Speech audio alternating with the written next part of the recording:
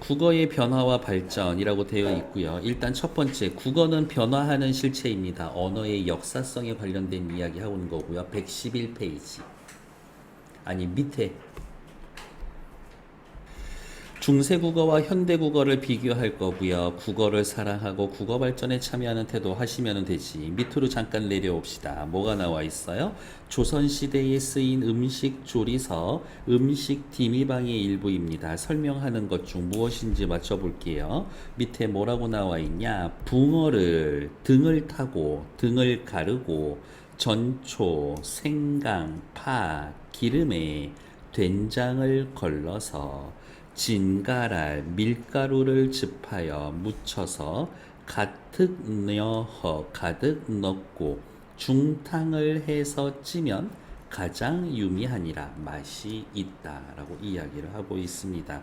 예 이야기를 하고 있는 것 같아요. 어쨌든 생선 생선찜 요 정도 요리를 설명해 주고 있는 거니까 어이쿠야 이렇게 조선시대에 쓰여져 있는 음식체 이거 보니까 한글인 건 확신한데 읽으면은 잘 모르겠더라 라는 것 말이 많이 변했구나 라는 거 확인시켜 주고 싶은 거지.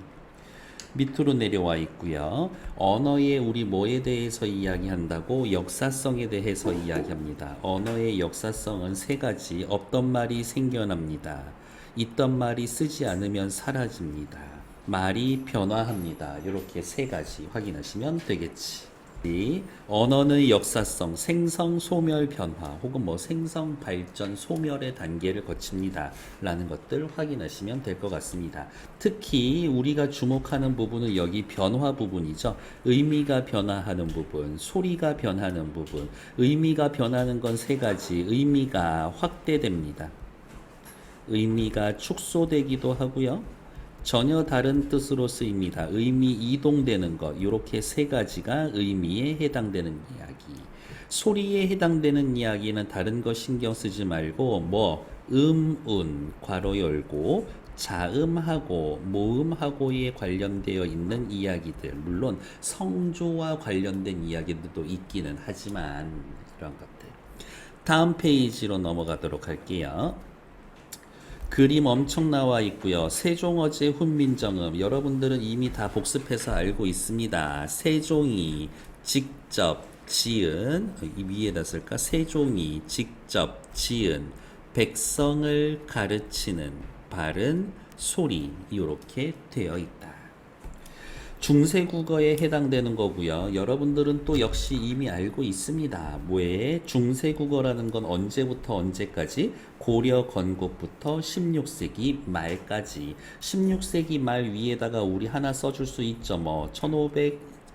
1592년에 벌어졌었던 임진왜란 때까지 고려 건국에서부터 임진왜란 때까지를 중세국어라고 이야기를 합니다. 중세국어는 다시 훈민정음 창제를 전제로 고려 건국부터 훈민정음 창제까지 중세전기, 훈민정음 창제부터 임진왜란 때까지를 중세후기로 나눕니다. 암튼 많이 달라졌는데 걔네들 다 찾으러 갈게요. 라고 되어 있고 밑에 국어의 변천인데 우리가 주로 다루고 있는 부분이 중세국어 부분이니까 중세국어 시작은 고려 건국부터 언제까지? 임진왜란 때까지. 훈민정음 창제라고 되어 있는데 실제 길이로 따지면 훈민정음 창제는 한 요 정도에 와 있어야 합니다. 이렇게 실제로는. 됐고 오른쪽 위로 올라와서 우리 이제 용어 같은 것들도 한번 살펴보러 갈게요. 첫 번째 중세국어 고려 건국부터 임진왜란 때까지 전기와 후기를 나누는 기준은 훈민정음 창제 요때를 기준으로 해서 지금 같은 얘기 벌써 한 4번째 하고 있죠? 다음 주요 변화 15세기에 우리 고유의 문자인 훈민정음이 창제됐다. 오해하면 안 돼. 말이 생긴 거 아니야. 말은 계속 있어 왔고 문자만 생긴 거야. 우리 문자가 등장하면서 많은 문헌 자료가 등장했습니다. 이어적기를 주로 쓰이고 있대요. 이어적기 체크. 학교 쌤에 따라서는 이어적기라는 말 대신에 연철이라는 말을 쓸 수가 있을 거고, 이어적기의 개념에 대해선 기억나시나? 한 단어가 있습니다. 또 다른 하나의 단어가 있죠. 앞에 말이 체언이거나 동사, 형용사 활용할 때 변하지 않는 부분 어간일 수 있습니다. 뒤에 오는 말은 체언 뒤에 붙는 조사고요. 어간 뒤에 붙는 건 당연히 어미라고 이야기를 하지. 일단 요게 1번 조건. 체언 더하기 조사다. 혹은 어간 더하기 어미다. 1번 조건. 2번 조건. 앞에 단어에 무조건 뭐든 상관없이 받침이 있다. 뒤에 글자에는 모음으로 시작을 한다. 그러할 경우에 앞에 단어에 있는 종성을 뒤에 말의 초성 자리에 옮겨오는 것. 이게 이어적기지. 예를 하나만 들까요? 제 뜻을 실어펴디 못할 놈이 하니라. 체언, 조사. 그러면 이어적기를 하면 어떻게 쓴다? 놈이 요렇게 쓰는 게 이어적기지. 다음 방점을 찍어서 성조를 표시합니다 라고 되어 있고, 성조에다가 동그라미. 성조는 뭐라고 이야기한다? 말의 높낮이. 말의 높낮이.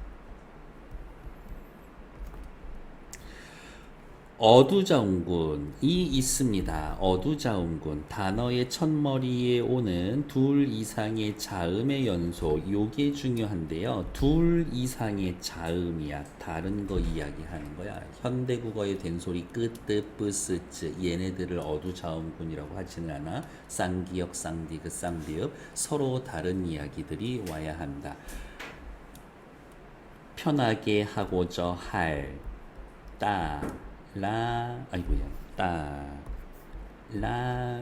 라미니라 할 때에 여기 스드 얘네들을 어두자음군이라고 하지. 현재 사용하지 않는 의문들이 있습니다. 이름은 다 기억하시나요? 여린 히읗, 반치음, 옛 이음, 아래야, 순경음, 비읍. 물론 전 순서를 말씀드렸죠. 10원 들고 산에 가서 사과를 먹었더니 씨만 남았어요. 요 순서대로 없어졌을 거다. 현대국어의 형태나 의미가 다른 어휘가 있습니다 라는 것들, 의미, 이동, 축소, 확대, 얘네들 확인하시면 되겠고, 중세국어와 고려 됐어. 중세국어는 언제에서부터? 고려 건국에서부터 임진왜란 때까지. 고려 건국에서부터 임진왜란 때까지를 중세국어라고 이야기를 합니다. 임진왜란이 1592 있을 때가 아니다. 1592년이니까 16세기 말까지. 다음 페이지. 중세국어 10에서부터 16세기 또 나오네. 고려부터 임진왜란 이전까지 현재의 개성과 서운말을 중심으로 해서 훈민정음 창제를 기준으로 전기냐 후기냐로 나눈다. 밑으로 내려오셔서 중세국어와 관련된 문법, 요 정도의 용어는 확인하셔야 한다 이거지. 첫 번째, 성조가 있어요. 성조. 왼쪽에 방점을 찍어서, 방점은 4개의 성조를 나타낸다라고 해서 사성점. 글자 왼쪽에 찍어준다라고 해서 좌가점이라고도 이야기를 하죠. 소리에, 이 말이 중요하다 그랬죠. 소리에 높낮이를 표시한 것으로. 글자 옆에 점까지 찍어가면서 쓰기 어때? 귀찮아. 그래서 금방 없어진다. 16세기 말엽에 소실이 됩니다. 성조에는 4가지 형태가 있는데요. 옆에다가 써볼까요? 뭐라고? 낮고 평평한 소리, 평성. 높은 소리, 거성. 낮았다 높아지는 소리, 상성. 빨리 닿는 소리, 입성. 요렇게 4가지가 있는데 나머지 다 사라지지만 누구? 여기에 있는 상성. 낮았다가 높아지는 소리. 낮았다가 높아지니까 어쩔 수 없이 소리를 길게 낼 수밖에 수밖에 없지. 그래서 요 말 상성이었던 음절은 현대국어에서 긴 소리로 발음이 됩니다. 예를 들면 이거야. 사람들이 하는 말 있죠. 말. 원래는 점이 요렇게 왼쪽에 요렇게 두 개 찍혀 있었지. 말하고. 근데 이게 현대국어로 넘어오면서는 어떻게 해요? 말 해놓고 요렇게 세모 표시 두 개에서 장음으로 표시가 된다. 성조는 다 사라졌으나 상성만 현대국어의 긴 소리로 남아 있다. 다음 두 번째 개념 뭐 있어요? 모음조화. 양성모음은 양성모음끼리, 음성모음은 음성모음끼리. 그래서 제가 맨날 예로 드리죠. 토끼 깡충깡충 껑충껑충, 빨갛다 뻘겋다 노랗다 누렇다, 이런 애들 느낌이 달라. 깡충깡충 뛰는 애랑 껑충껑충 뛰는 애들이랑. 양성모음은 양성모음끼리, 음성모음은 음성모음끼리 모여서 쓰는 현상입니다. 중세 국어에서의 현대 국어보다 더 넓게 규칙적으로 적용이 되었으나 16세기 말 아레아의 소실로 문란해지기 시작합니다. 요 말 잘 기억하세요. 16세기 말 아레아의 소실로 문란해지기 시작했습니다. 라는 것들. 자, 쏨에는요 이렇게 해놓으면 안 되지. 쏨의 옆에다가 쓸게요. 스 더하기 더하기 에, 이렇게지. 에. 쓰다 씀에 요렇게 온다고. 쓰다의 어감의 의가 음성이니까 명사형 어미 중에서 우를 쓴 거지. 부사격 조사 아이 어이 있었는데 여기에서 음성인 에를 쓰는 거지. 그러니까 의도 음성, 우도 음성, 애도 음성. 우와, 모음 좋아. 엄청 잘 지켰구만, 이거지. 그러면 조상님들이 봤을 때 현대국어 나를 안아줘 라고 이러한 말이 있다라고 합시다. 나를 안아주세요 이라고 했을 때 조상님들이 나를 이라는 단어를 보면 이렇게 얘기하겠지. 어허, 모음 좋아 지키지 않았구만 이라고 이야기할 거예요. 왜? 나의 아는 양성, 르의 의는 음성이니까. 그러면 조상님 이것을 모음 조화를 잘 지킨다면 어떻게 이야기하면 될까요? 나 아래야 써서 랄이라고 했어야지 후소나, 이렇게 이야기하셨을 거다. 밑에 바람에는요, 바람에 아래야가 양성이니까 부사격 조사 에, 아이 양성 지킨 겁니다.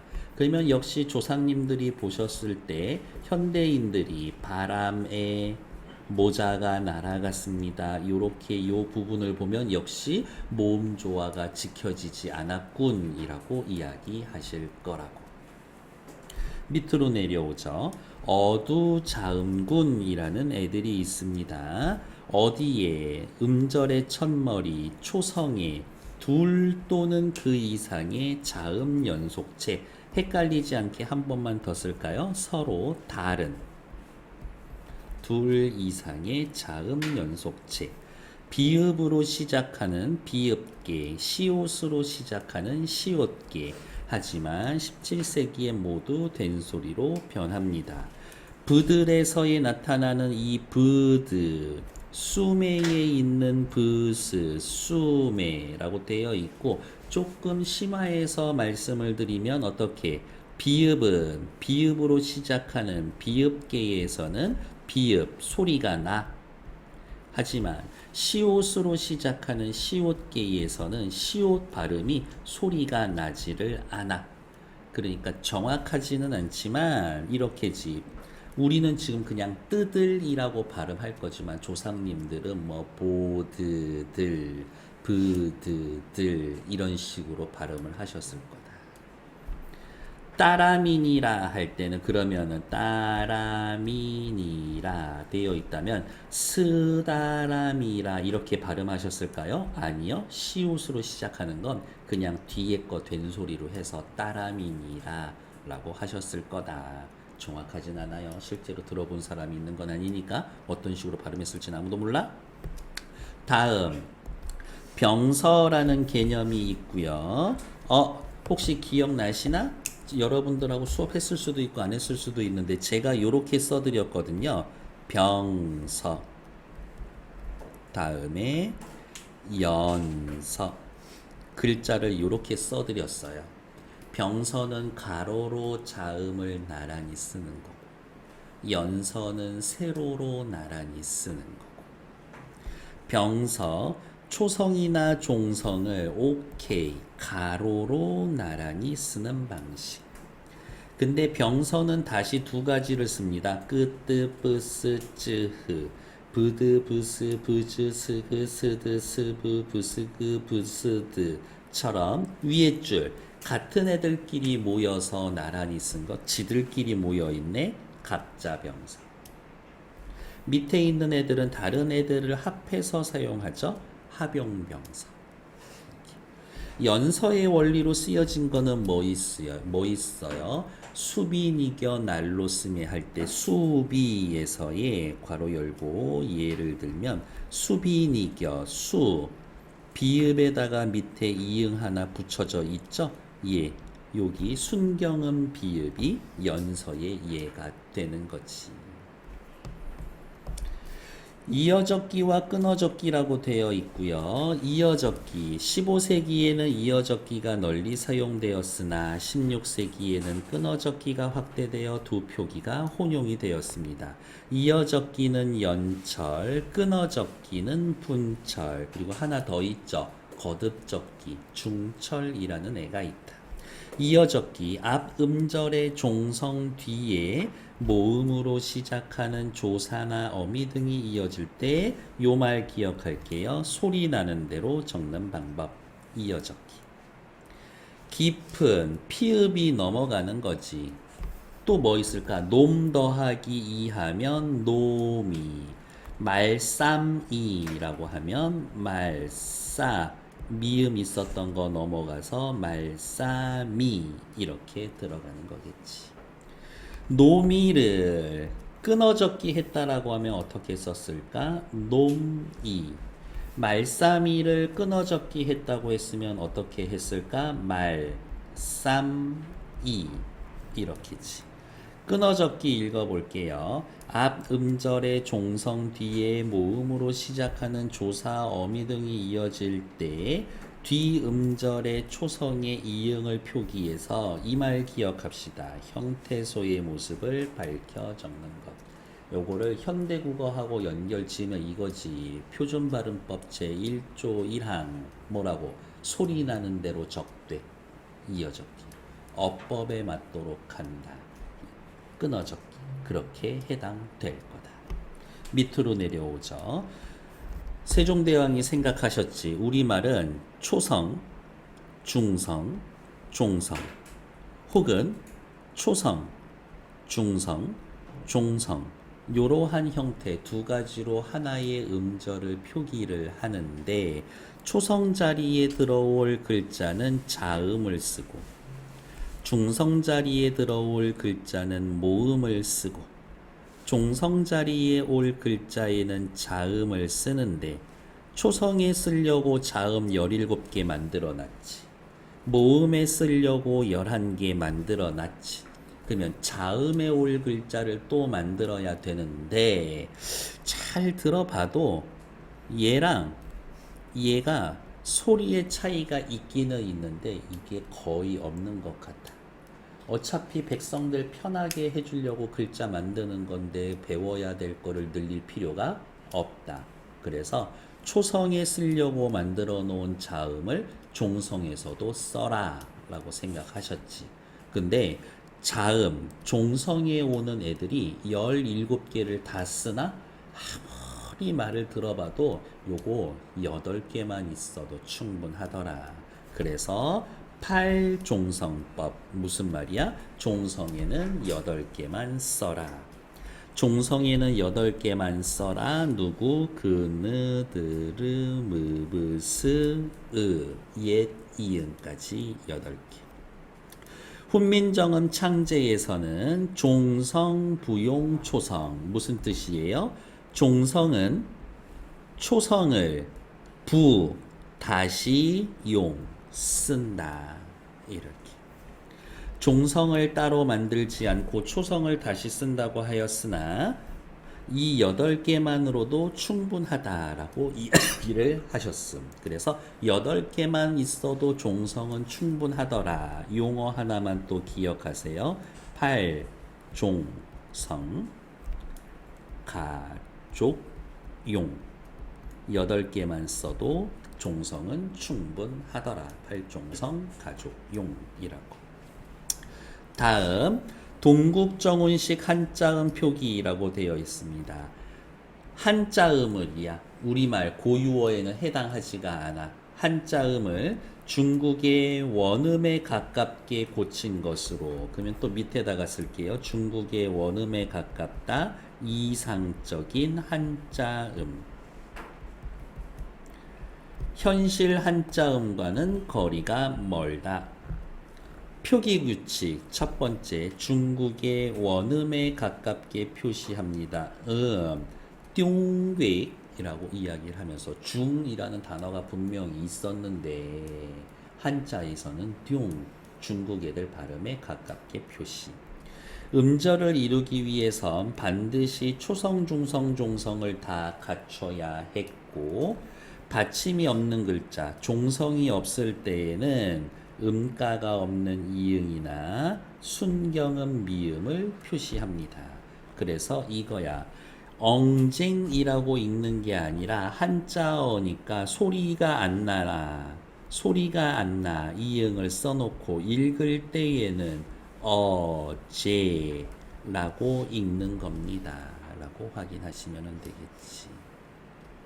강철수 씨, 그러니까 이 시절에는 어떻게 썼으면 돼? 강, 소리가 나니까 옛 이응 쓰고, 철, 수씨, 수가 한자였다면 소리 안 나는 이응 이렇게 쓰고, 읽을 때에는 강철수 이렇게 읽으면 되지.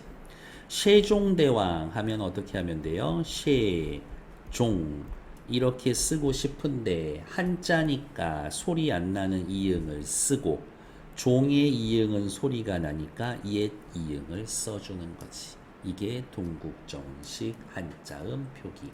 세종어제 훈민정음은 한자가 거의 다 동국정원식으로 쓰여 있다라고 확인해 놓으셔도 나쁘지 않다. 됐을까요? 다음 페이지.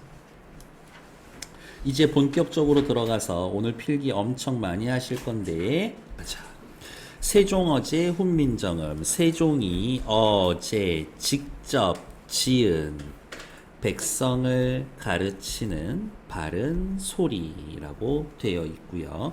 세종이라는 말이 쓰여져 있다라는 것 자체가 이런 걸 묘호라고 하는데, 이 책만큼은 세종 사후에 쓰여진 글이었겠구나 라고 확인하시면 됩니다. 옆에 오른쪽 잠깐 볼게요. 세종어제 훈민정음 언해본의 실제 모습 체크. 새로 쓰기를 했고 띄어쓰기를 하지 않았습니다 라는 것. 요 말 잘 기억해 두자. 밑으로 내려오셔서 해석본 먼저 보도록 할게요. 그리고 말씀드렸듯이 이거 한둘 셋 네 줄로 쓰여져 있는데 문장 2개다. 문장이 길다라는 것 기억. 시작해 볼까요? 우리나라의 말이 중국과 달라서 자주정신. 어리석은 백성이 말하고자 하는 바가 있어도 마침내 제 뜻을 능히 펴지 못하는 사람이 많다. 하고 싶은 말이 있는데 너무 억울해서 이거 고소장 작성해야 되는데 그거를 쓸 수가 없어. 내가 이것을 가엾게 생각하여, 여기 밑에다 쓰자. 가엾게 생각하여 백성들 불쌍히 사랑한다는 얘기지. 애민정신. 새로 28자를 만들었으니 새로 만들었어. 창조정신. 모든 사람으로 하여금 쉽게 익혀서 편안하게 하고자 할 따름이다. 쉽고 편안하다. 실용정신. 그래서 네 가지 정신이 들어가 있습니다. 오른쪽으로 잠깐 올까요? 우리나라의 말이 중국 언어와 달라. 우리는 니들하고 달라. 자주정신. 아, 백성들 불쌍해. 애민정신. 새로운 글자를 만들었어. 새로 만들었어. 창조정신. 쉽고 편안하게 해줄게. 실용정신. 이렇게 확인해 놓으시면 된다. 됐을까요? 자, 이제 또 왼쪽 위로 올라가서 본문 엄청 쓸 것 많다라고 이야기를 했죠. 꽉 채워놓고 쓰도록 해봅니다. 처음부터 시작하죠. 나란 말싸미 얘는 좀 풀어서 쓸까? 나라 흐 시옷 말 쌈 더하기 이 요렇게가 싹 다 합쳐진 단어다. 첫 번째 나라흐라고 하면서 히읗으로 끝나는 종성이라고 해서 히읗 종성 체언이 사용되고 있었습니다. 히읗 종성 체언. 시옷은 해석 어떻게 해요? 무엇 의로 해석을 하고 있지. 관형격 조사. 말쌈이라고 했지만 말이라고 해석이 되죠. 옛날에 말쌈하면 말이야. 근데 지금은 말씀 요만큼으로 줄어들었지. 그러니까 말쌈이라는 단어는 현대에 와서 의미 축소된 단어다.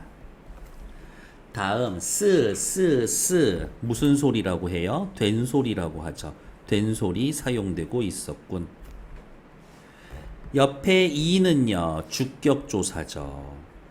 근데 주격조사는 형태가 세 가지 있는 거 혹시 알고 있나? 아실 거라고 믿어봅니다. 하지만 위에다가 한 번 더 정리해 보도록 할게요. 이 시절에 있었던 주격조사, 현대국어에서는 주격조사 이가 깨서 있었는데 이 당시에는 이 하나만 있었습니다.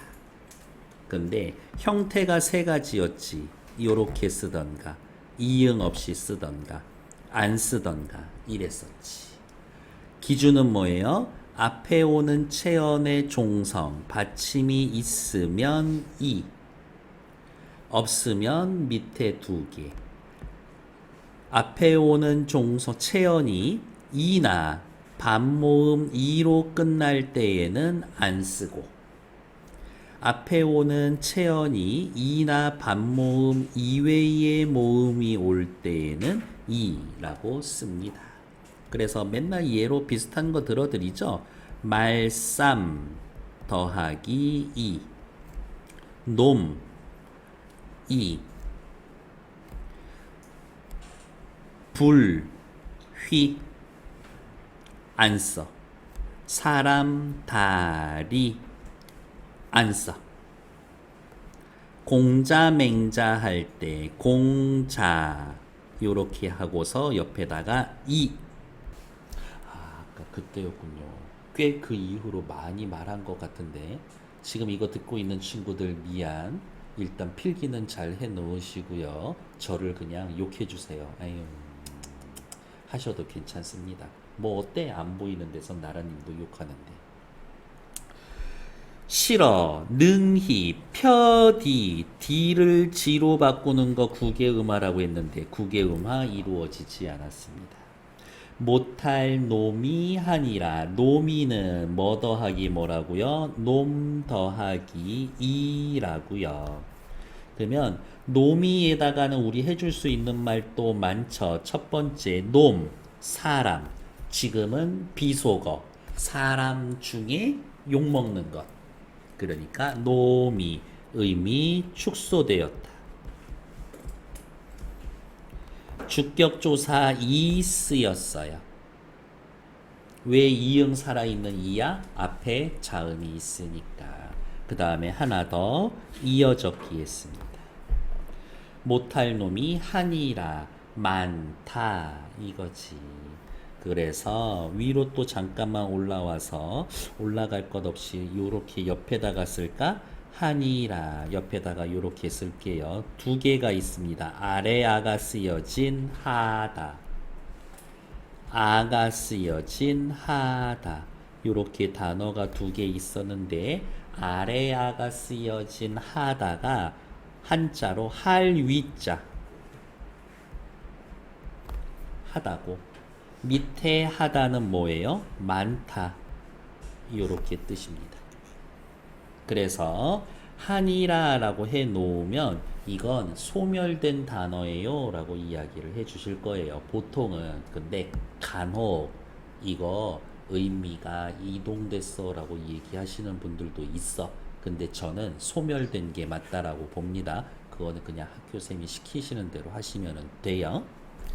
못할 놈이 하니라. 네라고 뜻서 쓰여져 있지만 해석은 나가야. 나가.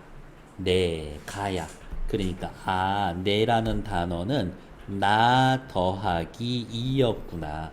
어머, 주격조사 이응 없는 이가 쓰였네.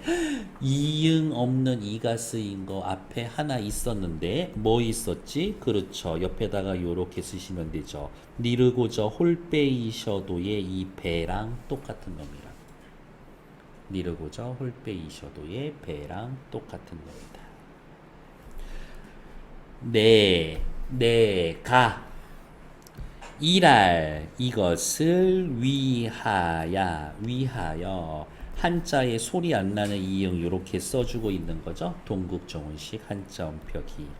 어여삐 여겨 어떻게 여겨? 불쌍히 여겨. 그러면 또 우리 해줄 말 있지. 이 어여삐 지금은 예쁘다라는 뜻인데 불쌍하다라는 뜻이라고. 의미 이동. 너겨 여기다. 초성 니은 아직 살아있죠? 그러면 너겨 밑에다가 또 뭐 하시면 돼요? 두음 법칙 적용 안 됐군. 두음 X. 새로 28짤알 맹가노니. 28 밑에다가 일단 이렇게 씁시다. 28글자 자음 17 더하기 모음 11. 그리고 제가 주목하고 싶은 거는 물 여기입니다. 무슨 얘기 할 거예요? 원순 모음화라고 이야기를 할 거예요. 위에 쓸 자리가 없었을 거예요. 밑에다가 씁시다. 별표 원순 모음화.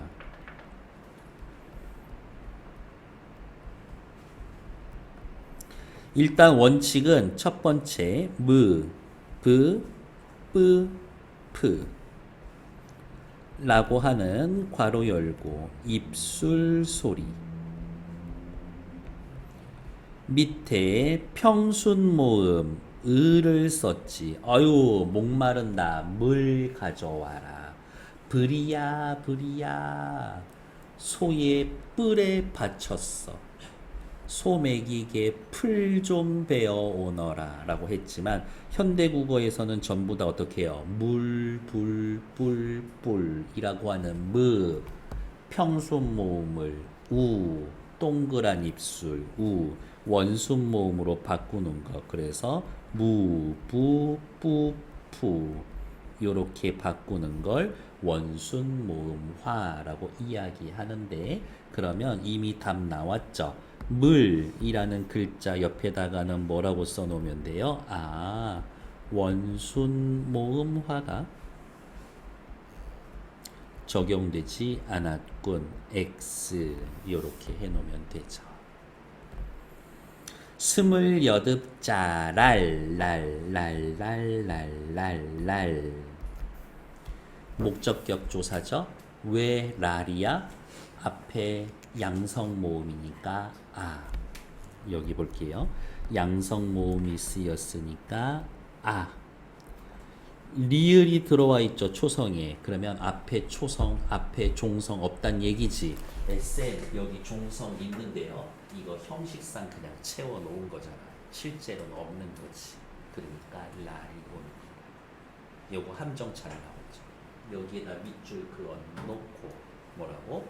앞체험에 종성이 있기 때문에 알기라고 해야 한다. 여기 이렇게 빈칸 해놓은 다음에 그렇게 사기를 칠 거라고 됐을까? 28자를 맹가논이 만들었으니 사람마다 해여 사람마다 하여금 사동 표현이죠. 수비니겨 쉽게 익혀서 수비는요 원래 sup다 더하기 이예요. 근데 비읍으로 끝나는 어간에 모음으로 시작하는 어미가 오면 얘가 순경음 비읍이 됩니다. 그래서 숲이 이어적기 합니다. 수비. 그래서 지금 보고 있는 형태가 오는 거고 시간이 흐르면서 순경음 비읍이 사라지니까 수이 축약이 돼서 쉬 이렇게 오는 겁니다. 그래서 그냥 딴 거는 없어. 시험에 실제적으로 관계되는 건 역은 밑줄 그어져 있으면 현대국어에 쓰이지 않는 순경음 비읍이 사용되고 있어요. 끝. 니겨는 닉다 더하기 이야. 기억이 넘어가 있는 거죠. 그러니까 이어적기 했음. 초성에 니은 살아있네. 두음 법칙 적용 안 됐음. 날로 숨에 씀에 이거죠. 숨에는 조금 살펴볼 필요가 있죠. 숨에 첫 번째 쓰다라고 하는 동사의 어간에 명사로 바꿔주는 um이 붙고 부사격 조사 에가 붙어 있는 겁니다. 이름은 외우고 가자. 쓰다의 쓰 동사의 어간 내가 붙으면 명사로 바꿔줄게. 명사형 어미. 애는 조사죠. 이미 숨 하면 명사가 됐거든. 명사 뒤에 붙은 거니까 조사. 그 중에서도 부사격 조사. 자, 수음에 했더니 어떻게? 의가 탈락하면서 숨에 미음이 넘어갑니다. 이어적기 숨에 뭐 별거 없네요 쌤이라고 이야기하고 싶지만 해줄 말이 많습니다. 자, 첫 번째 숨에라는 단어에서의 확인되는 거는 뭐예요? 어두자음군 씁니다.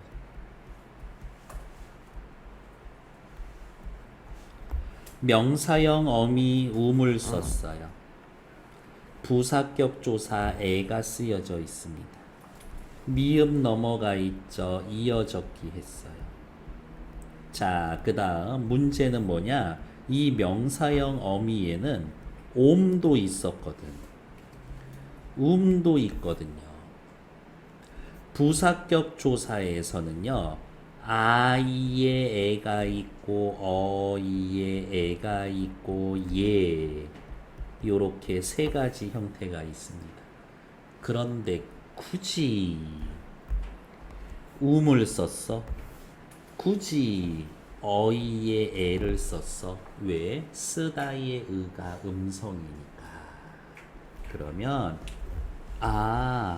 이 얘기를 원하시는 거죠? 수메에는 모음 조화가 지켜졌다라는 얘기하고 싶은 거죠? 그렇지.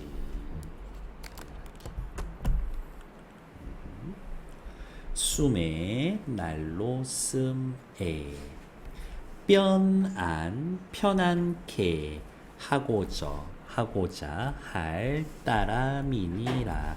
따라민이라는요 따람이니라 여기에서 온 거지. 그러면 밑에다가 또 두 가지 정도 써줄 수가 있겠는데 첫 번째 따라민이라 어두자음군. 미음 넘어갔군요. 이어적기. 요 정도 확인해 놓으시면 된다. 유서 조금만 힘내. 유서야. 내가 너무 변태같이 불렀니? 이렇게 따라민이라. 그 다음에 저기 요 인근 학교에서 딱 한 군데서 이야기한 건데요. 여기 있죠. 어디가 있냐? 못할 놈이 한이라 어디 있어? 한이라. 한이라. 따라미니라. 요 라는요. 네. 평서형 종결어미예요. 평서형 종결어. 그러니까 현대국어로 해석할 때 뭐로 해석하면 돼? 뭐뭐뭐뭐라가 아니라 뭐뭐뭐뭐다 이렇게 해석하면 된다고. 그래서 밑에 해석이 이렇게 되어 있지. 많다, 따름이다 이렇게 평서형으로 해석해 놓은 이유가 그거다.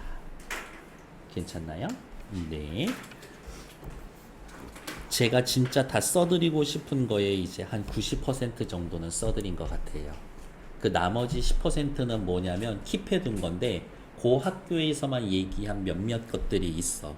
그거는 이제 그 학교 걸로 할 거예요. 그리고 전에도 말씀드렸지만 여러분 책 표지에 뭐라고 되어 있어? 중세국어 시즌 1이라고 쓰여져 있죠? 시즌 2는 뭐라고? 학교에서 나눠주는 프린트가 다 있어. 걔네들만 모아서 그게 시즌 2야. 걔네는 엄청 얇아. 이렇게 많지가 않을 거예요. 그래서 걔네 다 하면 된다. 이거지. 됐을까? 됐고 밑에서 딱히 볼 거 없고요. 여기에서는 뭐 크게 보실 것 없고 이 부분은 그냥 한 번 정도 읽어 놓으시면 됩니다. 그리고 옆에 문제 있는 거. 자, 문제 살펴봤더니 뭐예요? 해석 너 되니 이거예요. 2번은 그냥 할까? 띄어쓰기 하였다? 아니요. 가로쓰기 했다? 아니요. 끊어적기 했다? 아니요. 글자의 왼쪽에 방점 찍었다? 네. 모든 글자에 한자를 붙여 표기했다? 아니요. 쓰여있는 한자 옆에 우리말을 표기했지. 다음 페이지. 세종어제 훈민정음을 읽고 다음 물음에 답해 보시다.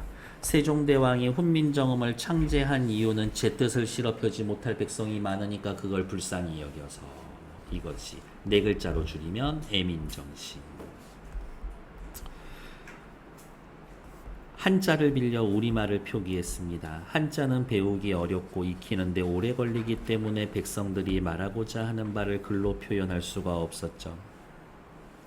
세종대왕은 이러한 사정을 알고 백성들이 쉽게 익혀 자신의 뜻을 펼칠 수 있도록 하기 위해 훈민정음을 창제했습니다. 애민정신 하셔도 되고. 훈민정음 창제 이후 일반 생활 사람들의 백성은 우와 자신의 생각을 글로 써서 다른 사람에게 전달할 수 있었겠지. 이 편지는 930년 고려에서 시작하여 김판서 집에서부터 어쩌고 저쩌고. 글을 스스로 읽고 지식을 습득할 수 있게 되었을 겁니다. 그래서 지배층 입장에선 달갑지 않았을 거예요. 사람들이 글을 통해 정보를 공유할 수 있었을 겁니다. 글을 몰라 억울한 일을 당하는 사람들이 줄었을 겁니다. 방이 붙었어. 요즘 역병이 돌고 있으니 집 밖으로 나오지 말라. 방을 붙여놨는데 글자를 모르니까 옆집에 뭐 쟁기 빌리러 갔다가 잡혀가지고 곤장 맞고 들어올 수도 있잖아요. 이렇게. 훈민정음을 바탕으로 중세국어와 현대국어를 비교해 봅시다. 당시에는 가로로 글을 쓰지 않고 세로로 글을 썼습니다. 사이를 띄어 쓰지 않고 붙여 썼죠. 끊어적기 하지 않고 이어적기 했어요. 글자 왼쪽에 점이 찍혀 있는데 성조, 말의 높낮이를 나타내는 것 방점이라고 불렀습니다. 근데 16세기 말에 사라져요. 라고. 왼쪽에 또 뭐 볼만한 게 있었나? 이어적기, 끊어적기 얘기하는 건 네, 뭐 특별히 없고. 오케이. 다음 페이지. 밑줄 친 부분에서의 알 수 있는 음운 변화를 나타냅시다. 현대국어로 넘어오면서 어머 성조가 사라졌습니다. 말싸미, 마참내, 아래아가 여기 볼게요. 아래아가 의로 바뀌기도 하고 아래아가 아가 되기도 하고 아래아가 이가 되기도 하고 아래아가 의, 아, 이 등으로 변했습니다. 더 쉽게 이야기하면 아래아가 소실됐어요. 그래도 되지. 수비, 순경은 비읍이 사라졌습니다. 뜨들 수메 브드 브스 어두자움군 어두자움군이 뜻을 씀에 된소리로 변했습니다. 펴디 펴지 이 모음 앞에서 드가 이로 변화했습니다. 간단하게 줄였을까? 현대국어로 넘어오면서 국외음화가 적용되었습니다.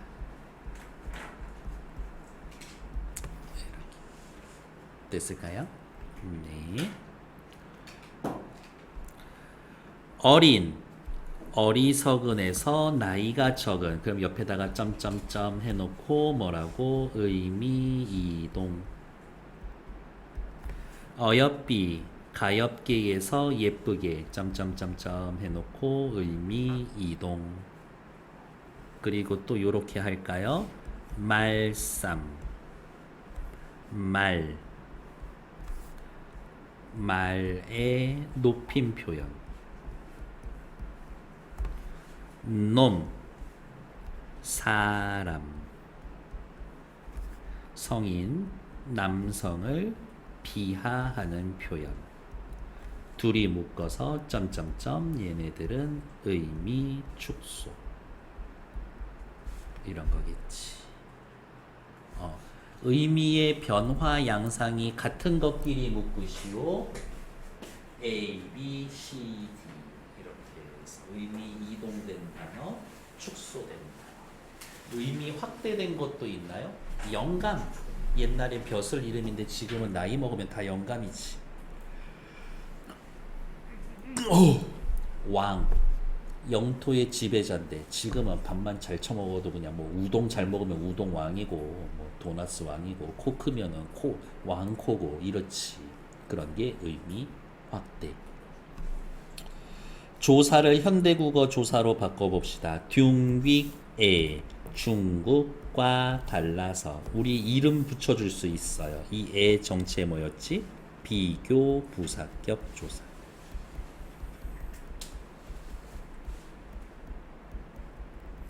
홀빼이셔도 하는 바가 있어도 배는 바 더하기 이였고 이 이는 주격조사였었지. 주격조사는 형태 세 가지였었는데 나는 왜 이 형태를 썼는지 알면 됩니다. 왼쪽에 또 뭐 볼 거 있나요? 주격조사 네 됐고요. 비교부사격조사 오케이 됐어. 다음 페이지. 어느 틈엔가 여러분들 속으로 생각하고 있어요. 아씨, 저 자식 또 내가 다 아는 얘기하고 있는데 이런 느낌 받으면 제일 좋지. 그 다음이 가물가물했는데 지금 들으니까 알겠어. 그게 제일 좋고. 난 제가 뭐라 그런지 하나도 모르겠네. 그거 이상한 거 아니야? 이렇게 한 700년, 500년 전에 이 얘기를 하고 있는 것 같아요. 이렇게. 하지만 두어 번만 더 보면 된다야. 이응태 묘의 출토 편지인데요. 이응태 씨라는 남성이 죽었을 때 아내인 부인이 편지를 써서 같이 묻어놨는데 그게 발견이 됐지. 원희 아버님께 샹백, 원희 아버님께 올려드립니다. 여기에서의 끼는 누구누구에게 라고 하는 부사격 조사. 샹백, 올려드립니다. 자네, 당신이야. 근데 요즘의 자네는 낮춤 표현이죠. 여기에서의 자네는 조선시대인데 아내가 남편 보고 자네 이리 오시게 그렇게 반말했을까? 아니야. 이 시절의 자네는 높임 표현이에요. 높임 표현입니다. 자네 샹에 항상 날 다려 나에게 요 에게도 누구누구에게 부사격 조사입니다. 요거는 높임 표현이었군요. 나에게 닐오대 이르시기를 닐오대 리을 넘어가지 않았죠. 끊어졌겠네요. 둘히 우리 둘이 머리 쉐도록 머리가 새도록 살다가 함께 죽자 같이 죽자라고 하시더니 그러면 큰 따옴표 이렇게 묶어 놓을 수가 있겠네. 평소에 남편이 이렇게 얘기했었겠지. 어찌 국외음화 안 돼 있죠.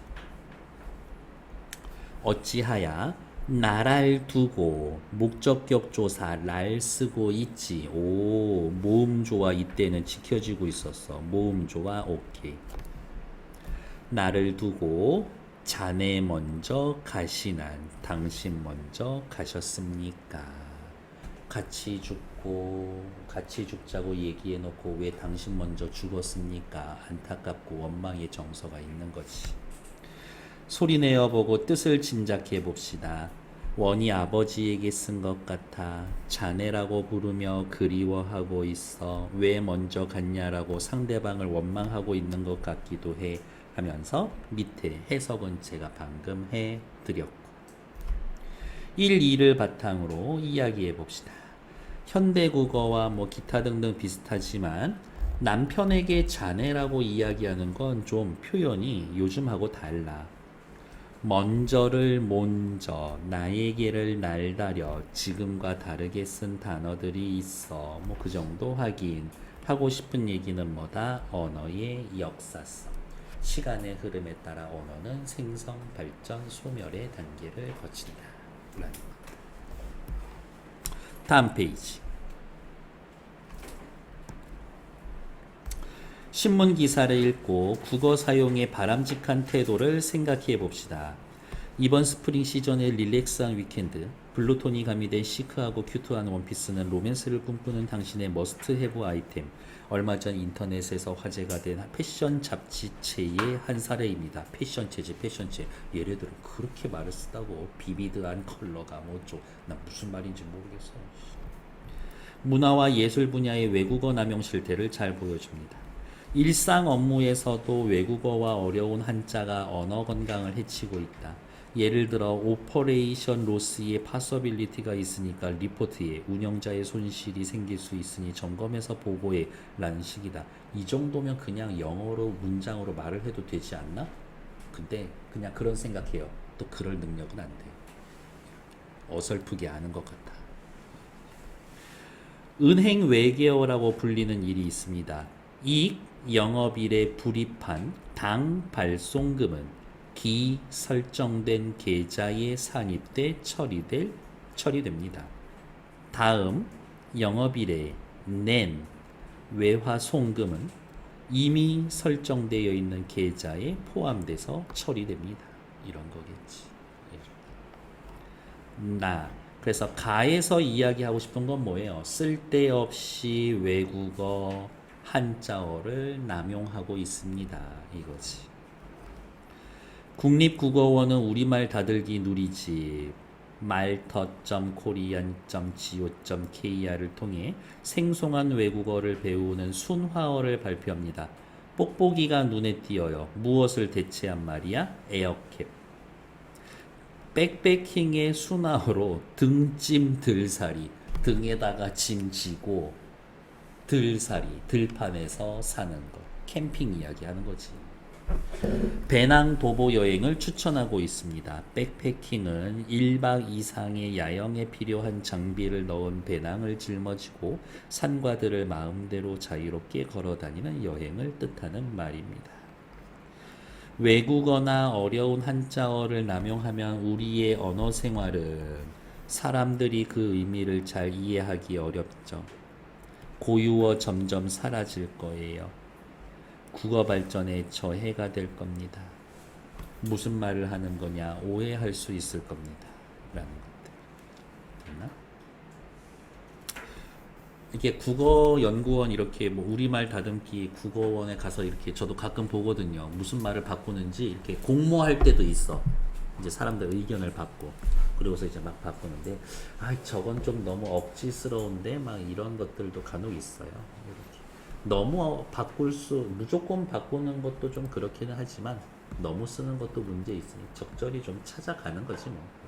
근데 원칙적으로 될 수 있으면 우리말 쓰자. 뭐 그런 얘기를 하고 싶은 거겠지. 다음 페이지. 됐고 밑에 것도 뭐 살펴보시면 되겠고요. 국어 사랑하는 실천 방법. 얘네들은 그냥 한번 읽어볼 만합니다. 꼭 읽어 놓으세요. 그 다음 페이지. 우리 동아리에서 외국어로 된 거 있는데 고유말로 바꿔보자. 뭐 됐어? 우리나라에서는 이렇게 사실은 국어, 한글이 천대받고 있는 듯한 느낌도 있지만 외국에서는 한국어 수요가 엄청 많죠. 배우려는 사람들이 많이 늘고 있어. 어느 정도냐면 어디가 있냐, 여기야. 12위야. 전 세계 언어 중에 쓰는 사람이 12위로 많아. 이거 꽤 많은 거 아니야? 이렇게? 일단 중국어는 빼놓고 시작해야 될 것 같은데. 옛날에 저기 뭐야, 끝없이 식민지 개발했었던 스페인, 포르투갈, 영어 이딴 건 좀 떼놓고 그렇게 해놓은 걸로 보면 우리나라 확실히 선빵 치고 나가고 있지. 한국어의 위상 세계 12위. 쓰는 사람이 많습니다. 모어 사용자야. 애초에 태어날 때부터 한국어 쓰는 사람들. 근데 외국 사람들 배우는 사람들 하면 훨씬 더 많아지겠지. 오늘 눈빛이 왜 이렇게 초롱초롱해? 너무 사랑스럽게. 한글 매력에 끌려 한국어 학당을 찾는 외국인이 늘고 있습니다. 과거에는 재외동포 2세 주한 외국인 근무자가 대부였지만 한류가 대세가 된 지금 흐름은 완전히 바뀌었습니다. 일본, 중국, 아시아는 물론 미국, 유럽, 중남미, 아프리카 등 전 세계 다양한 국가가 한국어 배우기 위해 찾아옵니다. 이유는 다양하죠. 대학원 진학, 취업, 대중음악에 빠져서 한국 음악을 배우는 사람들이 많습니다. 한국어의 위상이 높아지고 있어요. 그런데 우리는 그거를 잘 아끼지 않습니다. 우리말 사랑해 주세요. 이거지. 한국어를 발전시키기 위해 우리가 할 수 있는 일이 무엇인지 한번 읽어보시면 될 것 같고요. 중세국어에서의 기억나는 거 3가지 말씀해 보실 수 있을 거고 여러분들은 한 24개 정도 이야기하실 수 있을 거예요. 국어를 사랑하는 마음을 담아서 다음을 표현해 봅시다. 패스. 다음 페이지. 국어의 발전과 변화, 소단원 정리 나와 있는데요.